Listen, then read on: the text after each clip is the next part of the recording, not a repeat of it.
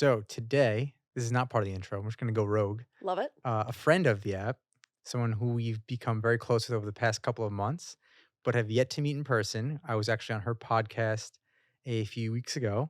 And I'll now give the real intro as the brilliant host of Seeing Other People podcast. Ilana has captivated audiences worldwide with her candid conversations about the intricacies of dating, relationships, and the human heart. Her lively and oh, wait, you have a lot here, Hannah. Well, you don't have to Her read them all. lively and wise approach combined with this sincere dedication to helping others navigate the complexities of love make her a strong advocate for all aspects of love. Today, we have the privilege of delving into Ilana's wealth of knowledge, exploring the profound connections between dating, self discovery, and personal growth, along with exploring how being an engaged woman influences her role as a dating guru. Alana, thank you so much for being here and welcome to the show. I, And like, you almost have tears in my eyes. and you said babe. I left babe out. That's right. Yeah, I said Ilana, babe. Welcome to the show. Wait, I wanna meet this girl. She sounds awesome. Like, that can't be me. Well, that I'm was all listening to this, I'm like, Hannah "Oh my that I God." just I read was because literally, I Hannah's was like trying to nervous. write your intro, and I was like, how do I word this? And I was just coming up with like captivating. I love the word captivating. I feel like you're a very captivating person. Thank you. You're so very welcome. Wow. All right, so to kick this off, I think that you probably retold the story so many times, but I'm so interested in it. You were unceremoniously fired from dating juggernaut Hinge, which is so rude, first and foremost.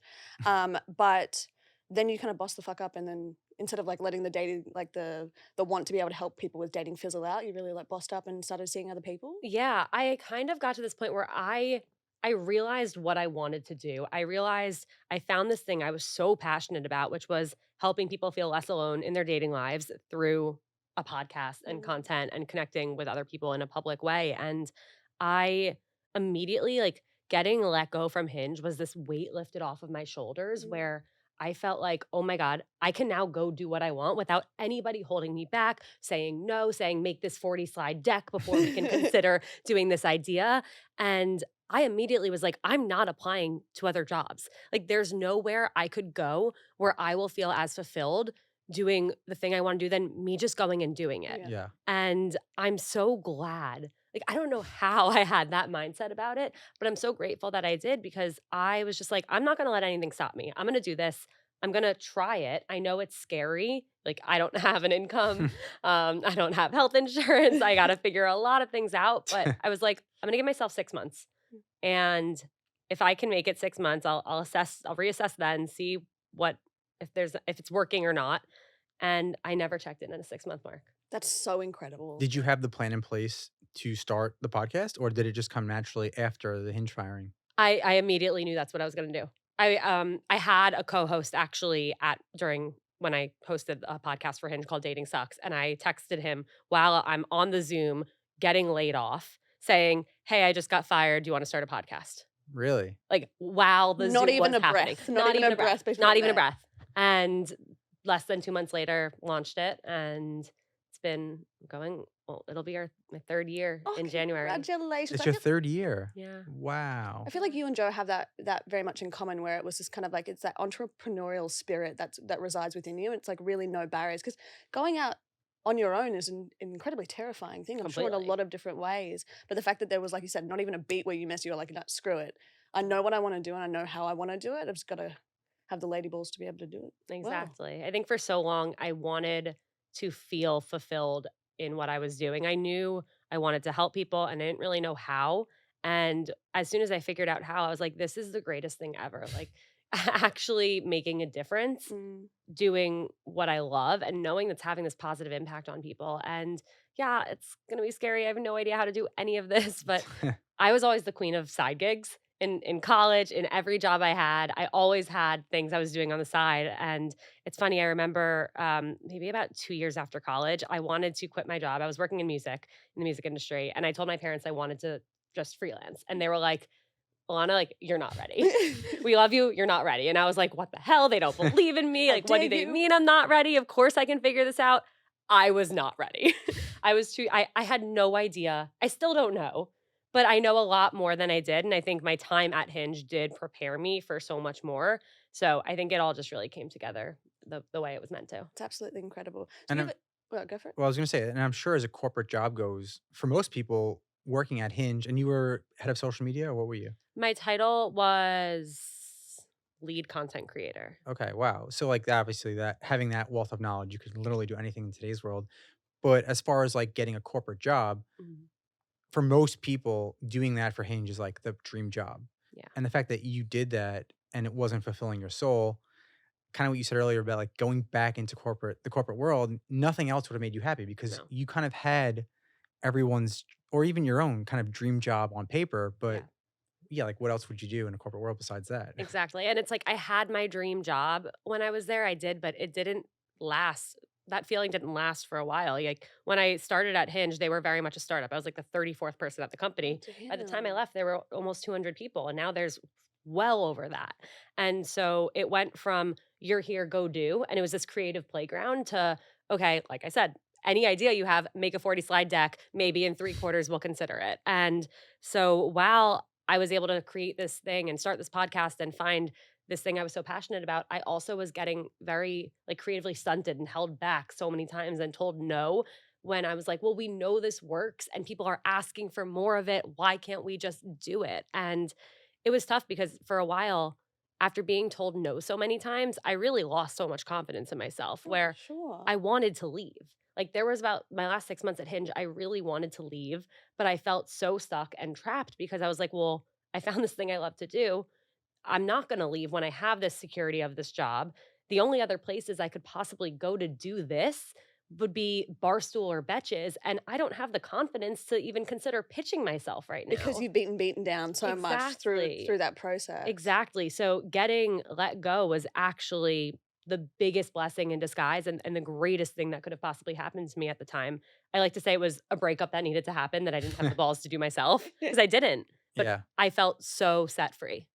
that's Oh, awesome. Yeah. that's Wow. absolutely incredible. So your podcast is, correct me if I'm wrong, is like a two-pronged approach. You have like a two Yeah. twice weekly. How Yep. did you kind of come up with the idea to do the two-pronged approach? It happened over time. It wasn't that at first. At first, it was really just normal episodes with some type of expert guest or influencer or comedian or whoever, and talking about some topic in dating. And over time, I started to get emails of people wanting to talk about more just deeper topics. And these people weren't influencers, they didn't have a following, they were just normal people. And Mm. the first one I remember was a girl who wanted to talk about dating with an eating disorder or an ED recovery. Wow. And I was like, this is really cool. Like, I've never really heard anyone talk about it, but I know so many people who are recovering from eating disorders are currently, In the struggling throes with of it, yeah. exactly. And this feels like again, I wanted to do this to make a difference and help people. And this seems like a one way to do it. And so I started doing that, and more emails came in. Like someone with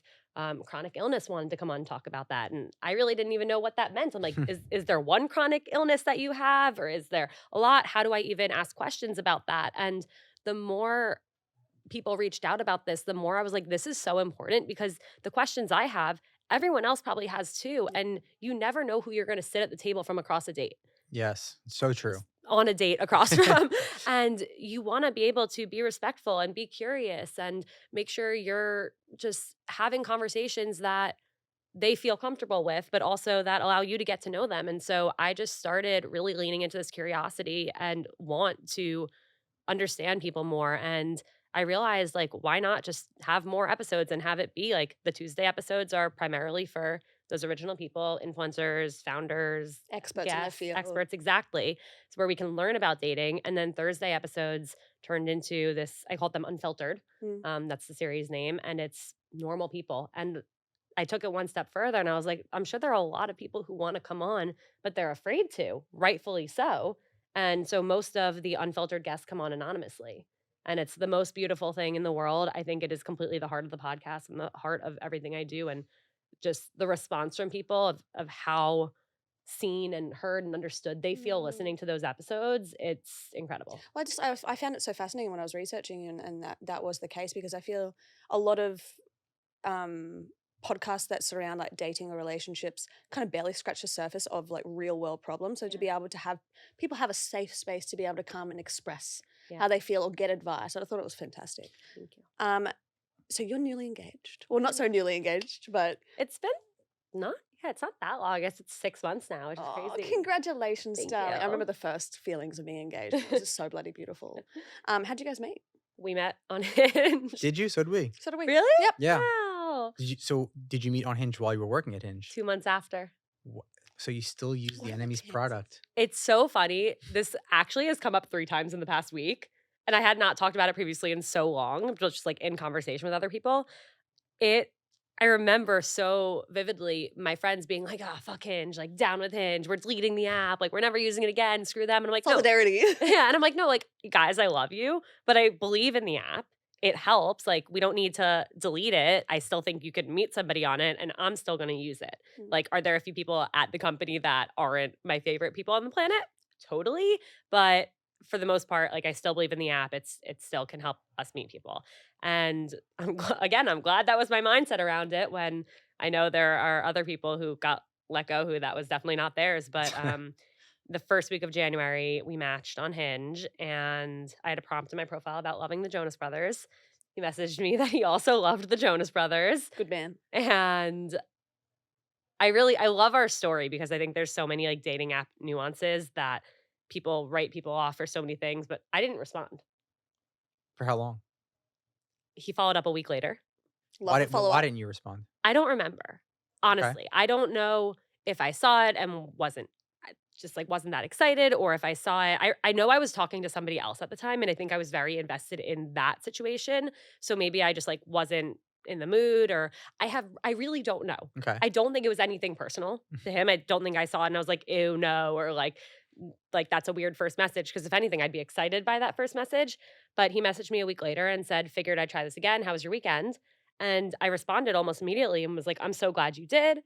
And then we got into a great conversation about the Jonas Brothers Well, that's and awesome though, because yeah. because the first the first impression is that he actually cares, because Mhm. if you didn't answer for a week and he really just saw you as like another number on a dating app, he Yeah. would never follow up. Right.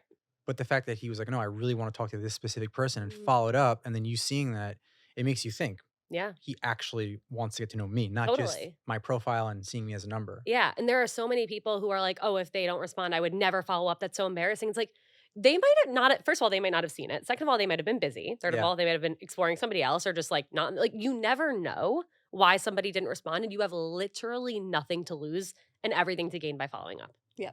I think that you have nothing to lose dating in general. Yeah. Like if you go on any first date or any Yeah. conversation, the worst thing that happens is that it doesn't work out or they don't respond and you're literally back in the same position you were in with somebody you Totally. didn't know. And it's like, 100%.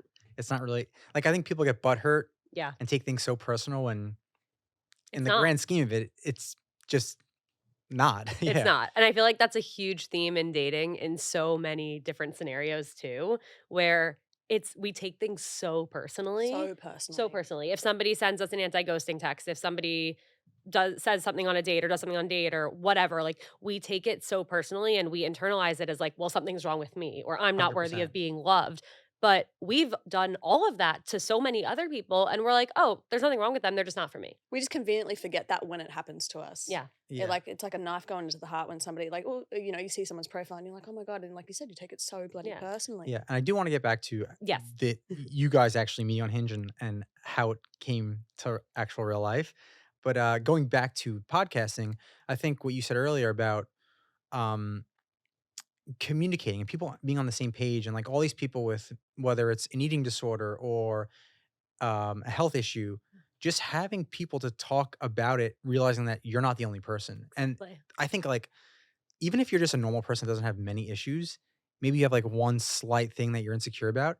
If you just talk to literally anyone and realize that a lot of people deal with the same things, that creates such an easy dating field for everybody. And that's actually why I love the podcast, is because obviously I can't go on first dates anymore, but Mhm. I used to Please. love first dates because like you just get to know people. Yeah, And they're like so I much love fun. getting to know our guests and like what makes them tick and like what they're into, what they're not into.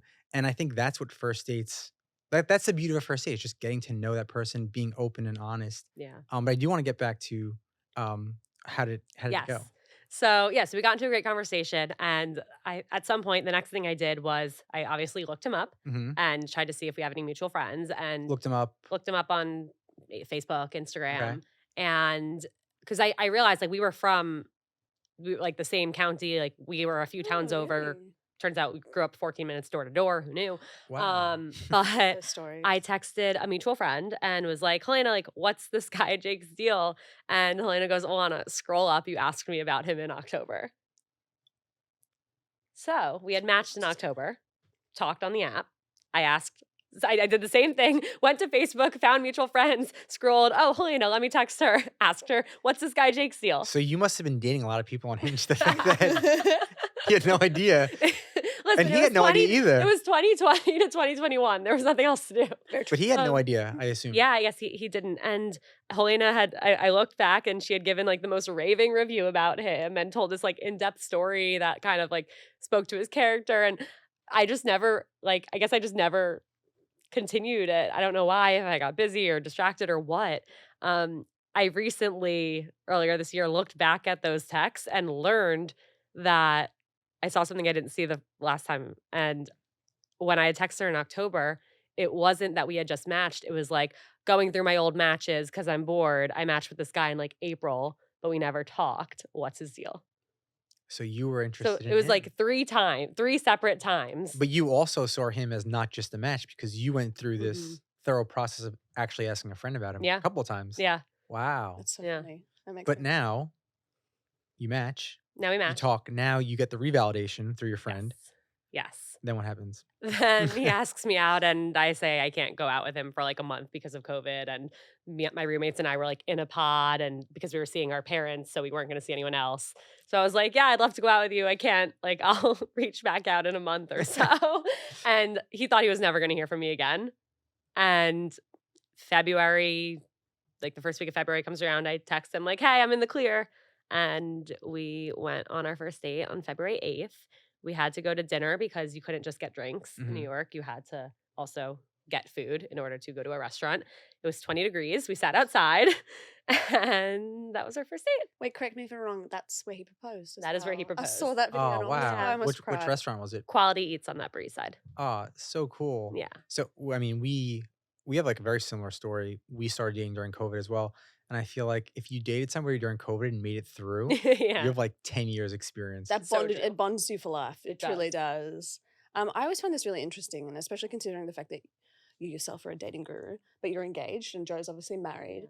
Working within the dating space, do you think like do you find any like pitfalls and or peaks that come along with being like an engaged woman talking to people about being single? Yeah.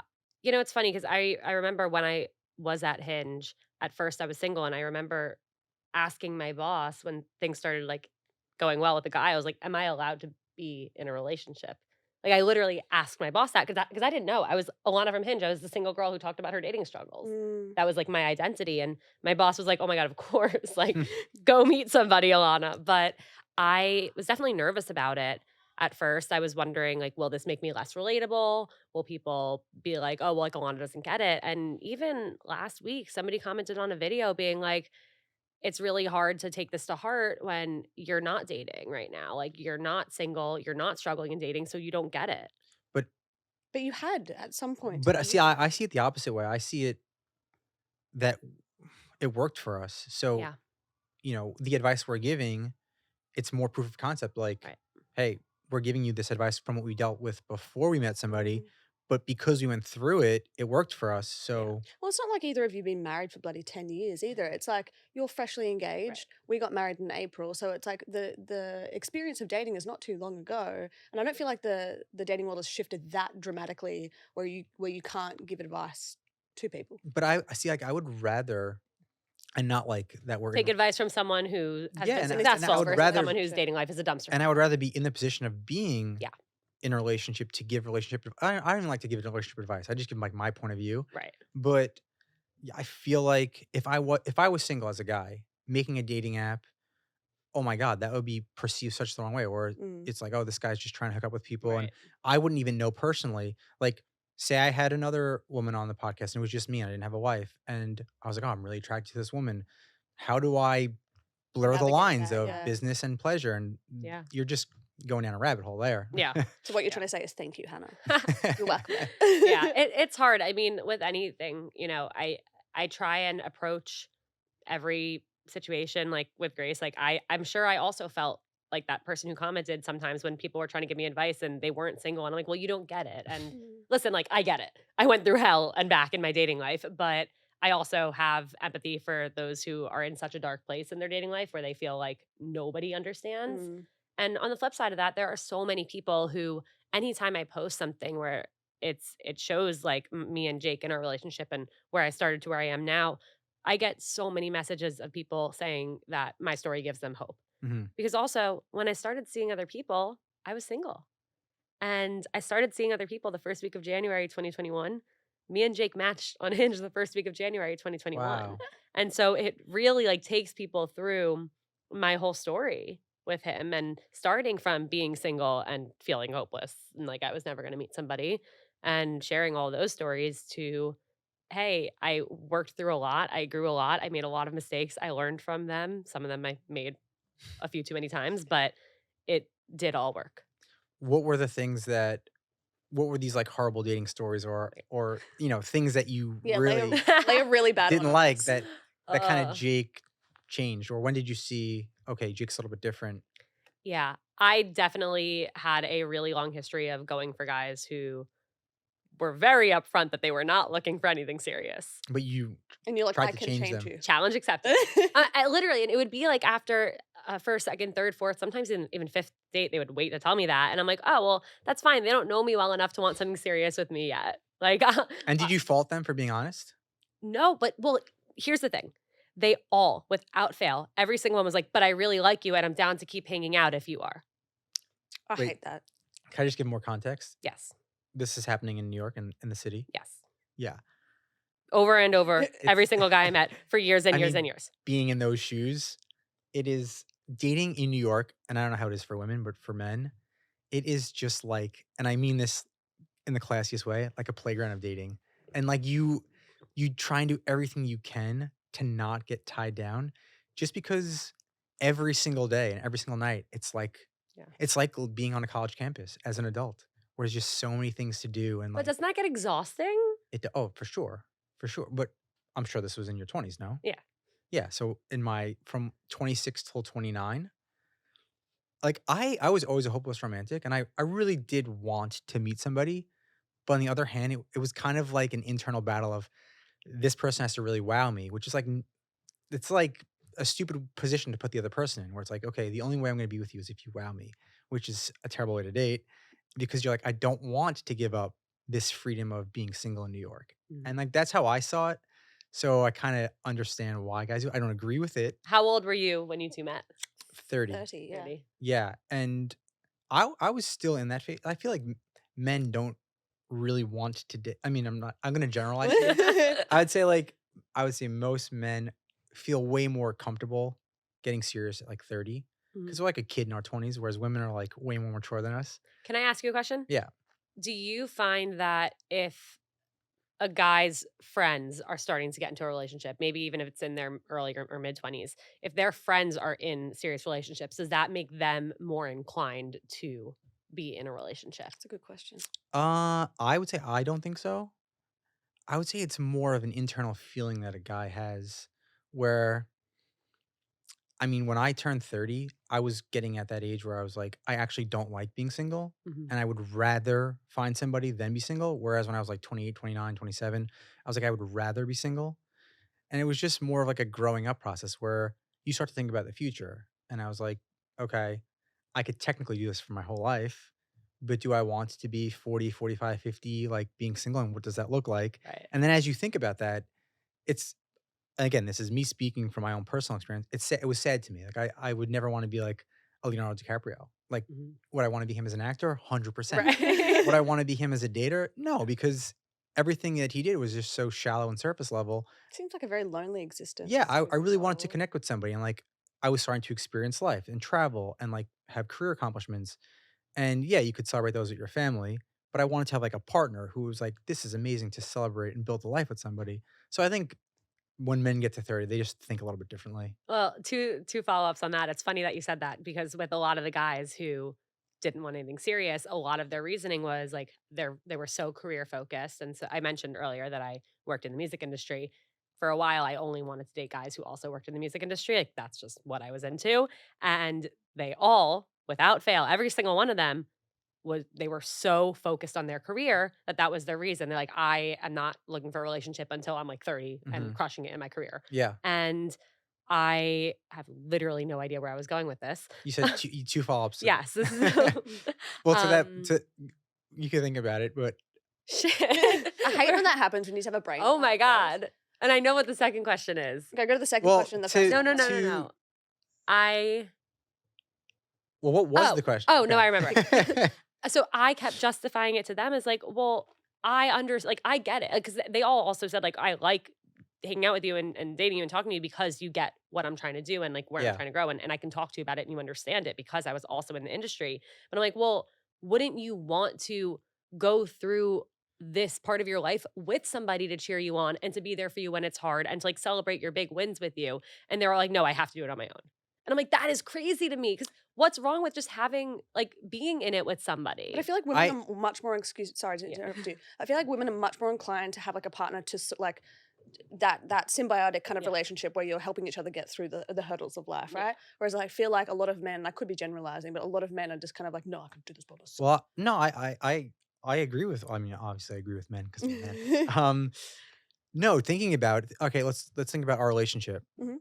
How stressed I am building a company, Yeah. and I'm 33 now. Yeah. When I was 27, I couldn't imagine being as stressed and, like, caring about the company and also, like, trying to navigate a serious relationship. I wouldn't be able to do it. So, This is too much. Yeah.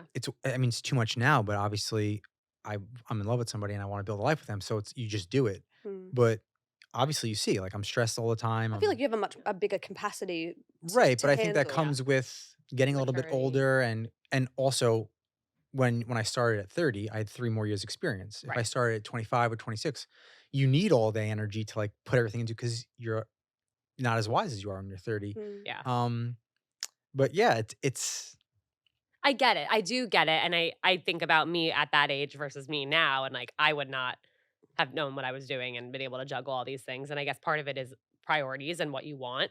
And I guess I always wondered like, are they saying this because that's really how they feel? Or were they saying that because they just didn't want to be with me and wanted to let me down easy? And yeah, Or it's it just doesn't matter or it's just an now. yeah. easy But out or yeah, something. exactly. But But this is that's a big thing that I struggled with. but also think about it this way. So, say you take 2 27-year-old a man and a woman Mhm. dating in New York.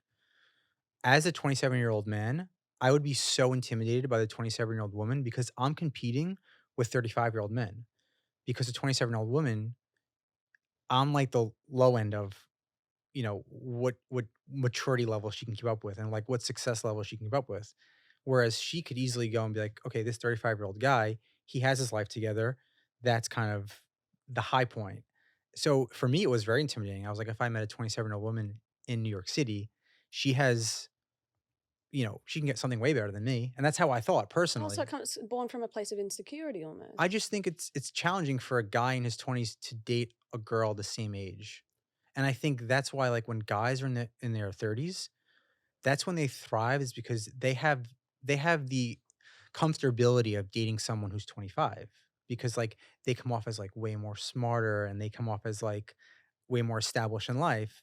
And I feel like women the same age as men are a little bit ahead, mature wise, and like they know what they want. Yeah. And it's intimidating. I feel like Interesting. that, yes.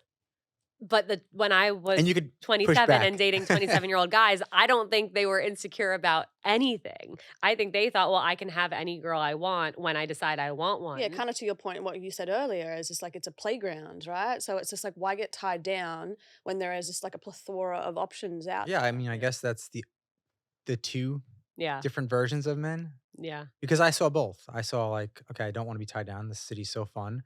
But then I also saw like the quality of woman I wanted who was my age. Like I couldn't give her what she wanted from a money standpoint or a maturity standpoint. So I was Interesting. like, maybe I use the excuse of the city being fun as Mhm. a way to cover up the insecurity of, okay, she could clearly do better than me right now. Right, like, I'm not there yet. Yeah, Oh, Do that's all right. you I got there. Yeah, you did. Do you agree or disagree with this? I don't want to say phrase, but this concept. So I hear a lot about it on TikTok and on social media, and I have a lot of thoughts on all these things I hear there. But that once a guy decides he's ready, he'll end up with the next girl he dates and kind of likes. I would say a hard no for me because it took her to push me to be ready because I was Well, like, I "Oh." wasn't even pushing you to. So he just. No, no, I'm He, saying like internally because I was yeah. like, my feelings for her were like crazy, and I never had these feelings. Mhm. And then she was just everything I could have ever asked for in life, and I still wasn't ready at 30, and I was like battling. Shoot, Well, do I risk giving this to up? play like you had just moved to Los Angeles. I don't know how many times you've been out to LA, but everything's real shiny out there, Uh, right? Very, very shiny landscape, but the closer and closer you get, the more you realize it's actually not as shiny. And I think that when we first got together, we both had strong feelings for each other. And I'm a very no bullshit type of person. I'm like, I like you. We're either going to head towards a relationship or I'm not going to see you anymore because I don't want to develop feelings for somebody and then get let down. And so I basically put that in front of him because I could feel him pulling away a little bit. And I was like, what the fuck's going on here? Explain to me, be honest with me and be vulnerable with me and explain to me what you're thinking and how you're thinking it. And he was like, well, I just moved to LA and I want to do this and I like you, but I don't know. And I was like, well, you got to figure that out because I'm not going to wait around forever. Thank you very much. I appreciate She that. put me on the spot, Good. which no one ever really did that seriously. Yeah. And if someone did, it was probably like easy for me to say no because I didn't really have Oh, strong feelings wait, for now them. I'm just remembering because you just said, oh, I'm just so busy with work at the moment.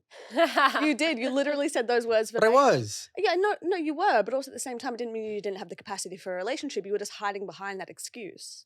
Yeah, but to the original question, for me personally, I don't think it's like, okay, I'm ready. I'm gonna find the next one. Yeah. I was like, I want to feel a feeling that's different. That to me is like someone I want to end up with in life. Mm. Because the other thing is like, yeah, you can be with somebody who's, physically attractive, but that, spending time with that person every day, when you're with somebody every day, like I don't know how you feel about Jake, but like when I first met Hannah, I was like, oh my God, she's a supermodel, like she's amazing, like she's so beautiful.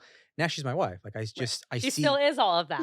which But that's sometimes I not what you think forget. about. I Exactly. forget that because I'm like, "Oh, she's my wife," and we're so aligned with our emotions and our minds that I have to take a step back and be like, "Oh, I forget, like, okay, you were a model. That's crazy." Because the looks, not that they go away, but I don't see the looks. Yeah. You see past it. When you Yeah. start to really truly fall in love with somebody, you really see like the inner beauty, not to sound as corny as it is, but it is, it's true. And you really don't see that outside. It's a nice bonus. Yeah. Don't get me wrong, but that I And that's wholeheartedly why I agree. think I would say a lot of divorce comes from women finding men who are wealthy because again, there's Mhm. probably no deep connection there, and eventually it's like, "Okay, you have money, but what are we doing?" Yeah. And then the opposite is like men going after women just because they're physically attractive. Eventually it's like, okay, we aged 10 years and your Enough. attraction's not what it was 10 years ago. And then why am I with you again? Yeah. Mm. And this is what I think people run into such an issue on dating apps for the most part where they are really just looking for somebody they're attracted to. Yeah. And then if they hit it off like, okay, cool, but really we know people are looking at pictures and pictures and pictures and going off of that and it's so tough. Like I mean, I love From because it's like get to the date. Yeah. Like the idea is really like get on the date. And that's what you have to do to really assess chemistry with somebody, but there are so many times where I see and this happened to me too where I dated somebody in a relationship with somebody. So I was somebody's girlfriend. After we broke up, when I got back on the apps, I saw him on the app and my jaw dropped. We met in person and seeing his dating app profile, it actually helped me move on from the breakup because I Oh, was like, wow. I never would have swiped right on this person in a million Really? years. In a million years. Why? I was not attracted to what I saw on the app. Wow. The pictures, I was like, I never in a million years would have swiped right on this person had I just seen them on a dating app. And had we not met in person and had that chemistry in terms of our personality, our senses of humor, we never, Yeah. it would never have happened. Well, that's the thing. It's like, so dating apps are innately superficial, right? The get go, like you said, you're seeing pictures. There's prompts there which can kind of give you a little bit of an understanding of like their personality, their morals, and their values. But the only way that you're ever going to find if you're truly attracted to somebody in every form and every sense is to be able to meet them in person. Because, like you said, you dated somebody for how long? It was a shorter But relationship, but still, it was long distance actually. We met when I was visiting a friend in LA and he lived in LA. And sorry if this gets turned into a content clip. Sorry. But he lived in LA. We dated for like 5 or 6 months, like long, but like flying back and forth to see each other and the distance and work got in the way and it didn't end up working out. But yeah, it was a few months later, and I remember I was, like, on the subway, and I was trying to swipe, and it was my first time getting back on the apps, and I remember finally getting service again.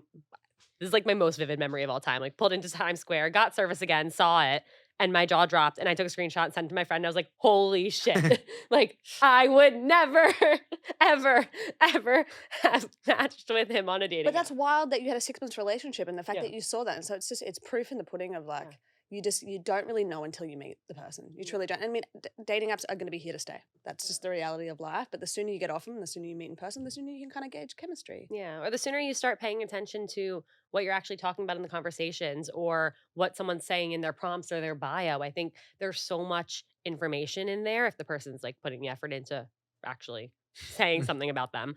But it's tough. I'm doing some matchmaking now, and Ooh.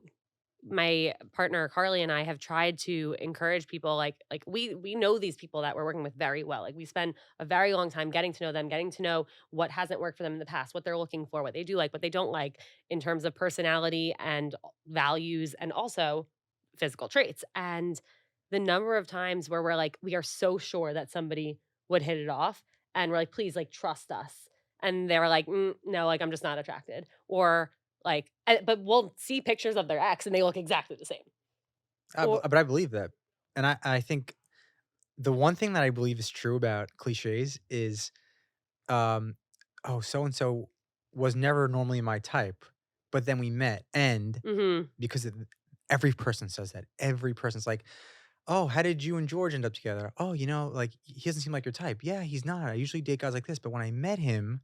Well, Yeah, when you met him, you got along, and you Yeah. had pheromones, and you had an energy, and you had excitement, Yeah. and you had, the same morals and values, and you got turned on. Yeah. That's that's how it happens, and I feel like I hear that all the time, like, "So and so is not normally my type, but Yeah. we fell in love." And there's a lot of research behind that's it me. too, where like if someone's not your type, that's usually the type of person you end up with. We had that argument when we first met Well, because that was me. I like Joe. Joe's a bit too classically handsome for what I would typically like. I was always going after like the left of center lookers. You know what I mean? People Yeah. who are like attractive in their own right, but very unique. And Uh-huh. so when I first met him, I was like, oh my god, he's real handsome, but he's like very like traditionally handsome. Yeah. And so just even from that initial like physical aspect, and then I feel like what he did, like owning a dating app, I was like, I don't know about that. I don't know if I would ever kind of. But it was just you wanted a raggedy, artist. guitar player. Yeah, I wanted an artist or something like that. That's who I'd always dated. And so, but like to your point, I think it is the people that you end up with. Like there is that old adage of like opposites attract, and not opposites in the sense of, your morals and values are completely unaligned, but it's more so like this idea of what you think you want is pretty far detached from what like you actually want on the inside and what you're actually going to end up with. It also might historically prove to not work for you. Yeah, that's a better way to look at it. Yeah. And it happened the opposite with her and I because she would look back at my exes and people that I was dating, and she'd be like, "Wow, you really like short brunettes with like curvy bodies." And I was like, "Oh, I don't know." And then for the first couple weeks of dating, she would be like, "Why are you with me? I'm not your type." And I said, "I thought I had a type, but I don't. Like, you're my type. Like, I just like you." And like, it took a while for her to like believe that. And I was like, "Listen, I'm attracted to you. I obviously, like you said, it didn't work out with these people, and I dated them, but for some reason, my body's attracted to you. So Yeah. we have to get over that." It's so funny hearing about people's type and then what they actually end up with. Yeah. Everybody's got their own little checklist of what they think you want, but like I said, to your point, like it hasn't worked for a reason, so maybe you should kind of go the Try opposite end. something different. Yeah. Yeah. Your podcast like tagline is "Modern dating sucks," but you're here to be able to make it suck a little bit less. Yes. So in your, which I love, it made me giggle and smile at the same time. What do you think some of the most common or the biggest challenges in modern dating are today? Oh my god. I know it's a How much time do we have? I mean, we're talking about dating apps. Paradox of choice Mm. is the first thing that comes to mind. People think, okay, well, this person's great, but if I keep swiping more, there might be someone a little bit better. Mm. Or they check off 9 things on my checklist, but I want that 10th thing too. There's always going to be this idea of, well, there's a more perfect person out there for me. Mm. And going back to what we just said, like what you're chasing after might not actually be right for you. So by not giving chances to people who might actually be like values aligned and have the same goals in life and you have an actual real genuine connection with just because you want that like 1% better, you're never going to find like what you're looking for doesn't exist. What you Mhm. convinced yourself you're Yeah. looking for, yeah. Yeah. I think when you're in a relationship with somebody, we do that as well, where if things get tough, like, I think back in the day when things got tough, couples were like, "Okay, let's figure it out." Like, we have to just figure it out and make it work. Now, when things get tough for a couple, I think we think, "Oh, you know what? There's so many people out there. Why am I gonna put up with this nonsense? I'll just go out and find someone better." And I think we can keep doing that, but to your points, there is no one better. It's just we swipe. We're talking to somebody, "Oh, there's someone better. There's someone Yeah. cooler. There's someone funnier." Yeah. But why not just dig through the shit with somebody who you actually love? Well, the grass is green on the side you water it. You You love know what I saying mean? that. I do love I've saying never heard that. that. See, because other people She haven't loves heard it. saying that. It's But one of her I've never 4 heard phrases. But that. it's true. It's like the grass is green on the side you water it. So yeah, you can sit there and look Wow. and be like, "Oh, the grass I is love greener that. over there." But the reality is, it's like it's probably again, it's just shiny from afar. And as soon as you get over there, you're like, "Oh, this grass is actually shit." Well, That what's funny is hearing you explain like this idea of, oh, well, there's somebody else. Like if it gets hard, let's just see what else is out there. Jake and I have never had serious problems in a relationship. We are very good communicators and work through anything that we have to. But in my mind, if things were ever to get really bad, I, my thing would be like, I have to work through this in any way I can because there's no way in hell I want to go be single again. I Yeah. think the exact same way. I was like, I would rather like fight tooth and nail to be Yeah. able to communicate and resolve whatever the hell's going on. Because in all honesty, like the dating one, it was fucking crazy a couple of years ago when I was in the swing of it. Like when I met him and I was like, I finally kind of met a gentleman. I'm living in LA for such a long time. It's like far and few between. Yeah. And it was an absolute madhouse for the most part. So couldn't pay me enough to Yeah. get back into the dating It's not world. gonna be me. You won't see me back on the apps. No, definitely But not. yeah, I enjoy going through things with her because everything Mm. you go through makes it way better. Makes you Makes it stronger. I was about to say Yeah, it makes it it's stronger. true. It's It not makes that's not a cliche. That's Yeah. so true. It is true. Well, cliches are cliches for a reason, aren't they? Yeah. And I think another problem that leads into is people are really afraid to be vulnerable. And I know like vulnerability and authenticity have been buzzwords for years now, but people never learned how to do it. Mm. And so they're so afraid. People are so afraid to tell someone how they feel. They think, oh, if I show my cards, if I let someone know I'm interested in them, that's going to push them away. They're not going to want me anymore. I have to play Fear these of games. rejection. Yeah. And in reality, the hard conversations are the ones that you need to be having. They're the most important ones. And if you were to tell somebody that you have feelings for them, that you feel a connection, if they're not receptive to that, if they say, like, oh, well, I don't, it's not because you told them. Yeah. You're just finding that out sooner. Right. They already 'Cause didn't you'll find feel it, that. and that's why I think I hate when people try and act like the best version of themselves. I don't think that's the right way to put it, but like the best version The of what they shiniest think the version. other person wants them to Yeah. be on a first date, because that's fine. But like the true you is eventually going to come out. So why not be the true you right away? It's deception. Yeah. It's Yeah. deception in the pursuit of happiness in a way, but it's also you're shooting yourself in your own foot by Yeah, and I going think that way. about like watching movies and stuff like sexually. If a woman or a man wants to do something a certain way that makes them feel comfortable and like they like it, why would the other person get upset and say like, "Oh, why you think I don't know what I'm doing? Like, why would you tell me to do that way?" It's like, well, no, like this is kind of what I like, Yeah. We're and all different. Yeah. yeah, like I want to do it with you, but Yeah. I'm not just gonna bite my tongue because Right. then we have a relationship for years and we actually don't like it. Right. So But like, people are what's the point? so afraid to say what they feel. And a big part of it is also we assume that the other person knows what we're thinking. Yeah. Right. And So the other everybody's person, mind readers. like, I'm not a mind reader. I don't know if either of you guys I are, wish I was. but I see so many times my friends are upset, like, oh, like they're not texting me enough, or oh, like they didn't do this or they did that, and I didn't want that. And it's like, well, they don't know. Like, you are a brand new person to them. Mm. They have to learn you. They have to like read you from page Yeah. one. And how in the world are they going to know if you don't tell them? Right. If you don't give them like, hey, here's what I like, or it means a lot when you do this, or, like I really don't like this, or I'm a little bit afraid of that, or I feel more comfortable if this. Like, you got to tell somebody that because otherwise, how in the world are they supposed to know? Yeah, and I think I said that on your podcast. It's like don't expect to be loved the way you love somebody else. And Yeah. like I love that saying because it's true. And it's Yeah. to these points of like just because you think one way or you do something, you can't expect the other person to do that. They're a totally different person. And that's why communication is such a big key of it, even in the very infant stages of dating or starting to date somebody, is it's just being able to communicate, being like I think back to that when I put you on the spot, I wondered to myself if our relationship would have progressed in any way, shape, or form, if we would have come back to each other if I hadn't been like, hey, this is how I feel. Do you feel this way too? If not, get out of my house. I know that's a strict fourth date thing for me. What? I feel like the first 2 dates, at least, are just fun. You could ask deep questions, like, we asked a lot of deep questions, and it was really fun, You almost told me you loved me on our second but I date. didn't because it was a second date, and Yeah, I it was went like against dipping your my strict tongue. rules. The 3rd date is kinda when you start to build real feelings, you're like, "Okay, like, this is how I'm feeling, what do we think about this?"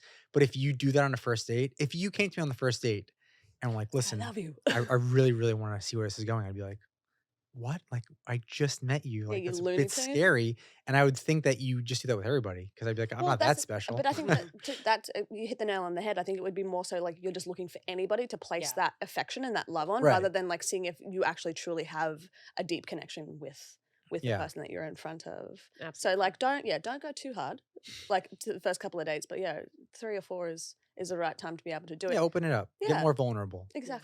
First and second date, more fun. Talk about, what you guys believe in life. 3rd and 4th, you Yeah. can get deep and vulnerable. Yeah. Where do you see like the dating world heading in the future? I know it's a hard question to answer. It's very multifaceted, but I have hope. I do. that's good. I think there are I think a lot of people are really fed up with how it is, and I think that's where people like you come in and create something to help progress it and to help make it better and to change things a little, to kind of weed out the endless swiping Mhm. Mm. and dating app fatigue. And yes, there are it's still First Round Summy is still a dating app, but it is trying to solve a problem Yeah. that the major dating apps did not come into the dating world trying to solve. And so I think there are a lot of really innovative ideas, and I think people are ready for them. I think people want to push themselves to try and work a little harder, to try and put themselves out there and try and be vulnerable, Mm. which maybe they were afraid to in the past, but now they're like, well, this is what I have to do. I think people are way more open to meeting in person than they were before. I think for a while there was such a stigma around going to a mixer, a singles event, speed dating, and now I see Was. people really putting themselves out there, asking me all the time, like, "Alana, do you know of any events? Can you share them?" Like, I wanna go. I've never gone. I'm really scared to, but I'm open to it. Yeah. And so I think that's beautiful. I think people need to put their phones down sometimes and look up and see who's around them and what connections they can make organically. And I don't know. Beyond that, I mean, I just hope people can move towards being nice to each other and again communicating. And the fact that I still have to create content about like why you shouldn't ghost somebody is beyond me. Oh, I wanna Be- get your thoughts on that. But, yeah, I think if people just communicate or are intentional because I hate saying that, everybody needs to find a partner or fall in love because that's just like a certain demographic of the population. that's what we want. It's There what are everyone wants. people are out there that want to just sleep around, want to be single, Yeah. And which that's is fine fine. too. But if a man and a woman are on the same page of like, we both just want to sleep around and you know that right away, that's perfectly fine as long as you both know that. And I think the problem with today's world is that one person doesn't tell the other person how they truly feel. Yeah. Mm. And if you both do that, maybe you both just want to have a one night stand. And if you both tell each other that, it's like, this is perfect. I don't want to like you. You don't want to like me. I really need to have sex tonight. Let's do it. I'm attracted to you. And then there's You no get what you issues need. instead of like one person being like, you didn't text me. Oh, well, I didn't really like you like that. Oh, well, why didn't you tell me up front? Communication is key in any Everything. regard, in any relationship, friendship, like parental child relationships, like everything and anything. Ask your question about ghosting because then we're going to go into rapid fire. Ghosting. Ghosting. What's that? So what is that? Because I feel like a soft ghost is good. Not good, is acceptable if you only met like once. Define soft ghost. Like, okay, here's the example. You go on a first date Mhm. through an app or whatever, and you both know. It's like, well, one person knows, okay, not for me. The next day, the other person says, hey, and you kind of just let it be. Now, to me, that's a soft ghost. If that same person follows up with text two, then it's like, okay, you have to respond. But if that's the one and only text and you soft ghost and you both know, like, okay, that's it, then it's done. Can I tell you why I wholeheartedly disagree? Oh, Please. yes. If I text you, hey, the day after a date, Yeah. and I don't hear from you, Yeah. I'm spending not just that hour or that day, but the next day, maybe the day after that, panicking. Will I ever hear from him again? Texting my friends every hour. I still haven't heard from him. I still haven't heard from him. Should I say something else? Like, is it over? At what point do I give up? At like, what the hell? Like, it is causing so much. But why can't you text again? Because you've already texted once and you've already put yourself Okay, out but now there. Then it feels desperate. Yeah. let me play the other Why side. can't you just respond? How would you feel? You say, hey, and then I say, listen, I had a great time with you last night, but you're just not for me. Now I know I'm going to get pushed back on this because it's like, oh, that's the mature thing to do. But what if you actually didn't like me either? And then I said that to you and you're like, okay, asshole, like I didn't like you either. We went on one date. Like, why would you say something so formal like that? Just putting that out there. Okay, but if I liked you, then why am I texting you hey? Yeah. And if I didn't like you, why am I going to text you Why hey? are you texting the next 'Cause day? here's what the anti-ghost text does, or the not soft ghost. Like, just saying that rejection, it sets me free. It's Okay. like, okay, done. I like fuck him if I'm mad, like whatever, screw Okay. him. I mean, that's That's fair. fine. Doesn't matter how I feel about you because it's over. But I know, and I'm like, okay, I'm gonna go on the apps again. I'm gonna move on. Done. Yeah. Bye. Okay. We've had arguments about this before because I am right there with you, and I was like, no, it doesn't matter if you think it's stuffy or like overly mature or what have you. I guess you just want to avoid the controversy. You want to avoid the drama, but there's no drama to be had. Like you can't automatically assume that a woman or a man for that Yeah, fact I'm not is going saying to be an it's absolute man to a Looney Tune and woman. be like, Be oh my both god, ways. how dare you? Like, or why are you texting me that? Like I didn't like you anyway. It's just, I see you two are all fired up about this one. well, because I think it's just a respect thing, and I think it's just a respect for your fellow human being of just being like, hey, listen, like really had a nice time with you, but I don't have any interest in seeing you any further. And to your point earlier is like being I like, feel like that's mean. but if you come into the dating world and you're like, we just both want to hook up with people, right? Like that's the same level of communication. It's the same thing. You're right. I just contradicted myself. You in did. Like, wouldn't you two just rather questions. know? I would just think like if I texted a woman and said, hey, and she texted me and said, hey, Joe, it was great going out with you right now, last night, but you're not my person. I don't know. I would feel like really butthurt. And Yeah, I it wouldn't want stings to a butthurt little. somebody Yeah, else. it's It a stings a short-term little. sting for a long-term Yeah, I pain. guess. Yeah. But it's better than It's that better. You're right. feeling of not knowing and wondering and anxiety and is he dead? Because he's not responding. Is he dead? I've He's had on another date. conversations with people who the person didn't respond, and they're jokingly like, "Oh, like did he die?" And one of them was like, "Is he ghosting me?" Nope, he was in prison. He got arrested. Really? And then another one, she was like after like weeks of talking to this person and seeing him in real life and stuff, suddenly one day didn't answer, and she was like, thought he was ghosting, and no, he was actually got in a car accident, was in a coma. Oh my God. Oh my god, you see that shit on television, but you never Yeah. imagine it would happen in real life. Incredible episode, We're not really going to. beautiful. Go listen. Imagine But- that happened where she did 5 texts. I was like, fuck you didn't answer me, blah, blah, Right, blah. right. And then he wakes up out of the coma. He's like, I fell in love with you, but I was in a coma. There's a Sex and the City episode like that when Miranda's dating somebody and then he actually dies and he's like, she's calls to like ream him out and it's the mother and she's like, he died last Oh my night. god. Oh my Horrible. God. Okay, I'm so glad we put this to rest because he keeps going, well, soft ghost is okay. All It's right, not you okay. Like, can- you'd rather know. We all want the information. Yeah. We can't read Alright. minds. I'm one to say that I'm wrong. You are. You can always admit defeat, which I appreciate about you. Proud of you. All right. Mature. So to round this out, we're going to do rapid fire. So like Let's do short it. answers, say whatever comes to I'm your mind. really bad at rapid fire, but I will do my very Doesn't best. have to be I full have a rapid feeling you're not fire. bad at anything, but that's fine. What is your ultimate act of self-care or self-love? Going to the dog park. Love that. Favorite date night spot? Quality eats. Has to be, Yeah. right? Favorite thing about your partner? Oh. He's very patient. Love that. What do you think he would say his favorite thing about you is? Oh God. I'm gonna ask him that. See Okay. what he says. Get back to us. One thing you always carry with you. Chapstick. Love it. If you had a superpower, what would it be? Definitely not to read minds. Not what? double-edged Not to sword. read minds. Oh. I would never in a million years Well, want that's that. power. Teleportation. Oh, eat whatever I want without gaining weight. Oh, that's Or a getting good one. unhealthy. I haven't That heard is a that good one. Best piece of advice you've ever received. If you don't ask, you don't get. Love that. One thing on your bucket list. Go to the airport with a bag packed for all different things and take the next flight available, or be surprised with where I'm going. And I keep Wow. telling Jake this, and he's like, no, that's Jake, so take not notes. practical. And I'm like, but I want to do it. And he's like, that makes no sense. I'm like, it'll be fun. He's like, we might end up in the middle of nowhere. I'm like, it'll be an adventure. Jake, do it. Jake. And the last thing, 3 things or 1 thing you're grateful for today. Oh. Honestly, this past hour, it's been a really, really tough week, and this was a really good escape, and I really needed it. So thank you guys. Oh, my darling, it's an absolute pleasure.